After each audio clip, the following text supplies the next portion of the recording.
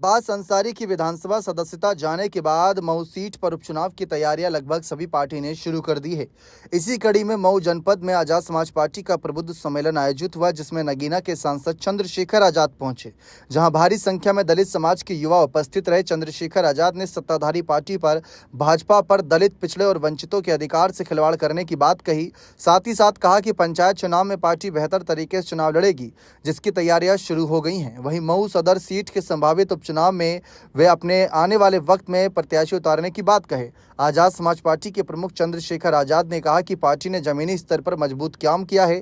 उन्होंने बताया कि उपचुनाव में 80,000 से अधिक वोट मिले। अन्य क्षेत्रों में 4 से 5 लाख वोट लेकर प्रत्याशी को जीत दिलाई गई। चंद्रशेखर ने कहा कि उन्होंने संसद में विभिन्न वर्गों की आवाज उठाई। इनमें पुलिस, होमगार्ड, पीआरडी जवान, किसान, पहलवान, आंगनबाड़ी कार्यकर्ता और पंचायत सहायक शामिल हैं।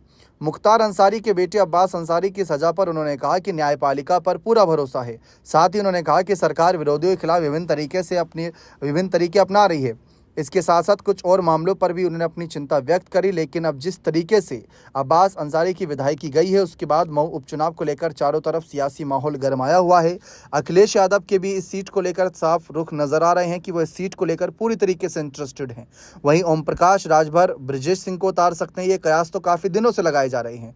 बीजेपी ओपी राजभर की पार्टी का कैंडिडेट न उतारते हुए अपना कैंडिडेट उतारना चाहते, इसी कड़ी में इसी जुगत में जुटी हुई है। लेकिन दूसरी तरफ मायावती पर भी सबकी नजरें हैं, क्योंकि मुख्तार अंसारी का और उनके परिवार का एक समय तक पुराना नाता रहा है मायावती से।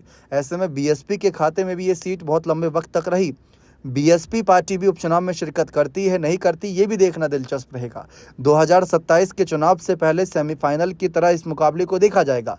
लेकिन चंद्रशेखर आजाद ने अब्बास अंसारी की कहीं ना कहीं मामले पर अपनी बयान रखते हुए और साथ ही साथ इस सीट पर जिस तरीके से सम्मेलन आयोजित कर रहे हैं, साफ नजर आ रहा है कि वह भी तैयारियों में जुट चुके हैं।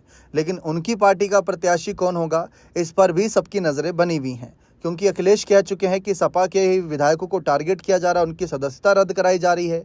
दूसरी तरफ ओपी राजभर की पार्टी उतरेगी या बीजेपी उतरेगी, वह असमंजस की स्थिति है। मायावती उपचुनाव लड़ेंगी या नहीं लड़ेंगी, ये भी सवाल है।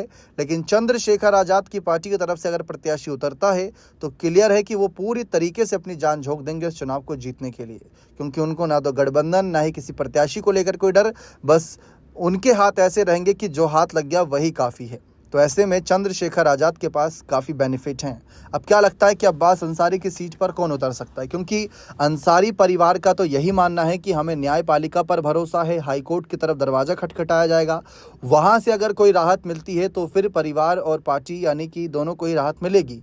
और अब्बास की सदस्यता बचती है नहीं बचती, देखिए फ़िलहाल तो सदस्यता नहीं है, लेकिन अगर वापस मिलने के चांस रहते हैं, चुनाव लड़ने का मौका बना, अगर कम सज़ा मिली तो हो सकता है दोबारा से मैदान में नजर आए। लेकिन देखते हैं आगे क्या फैसला आता है। बने रहें चैनल के साथ। बहुत बहुत शुक्रिया।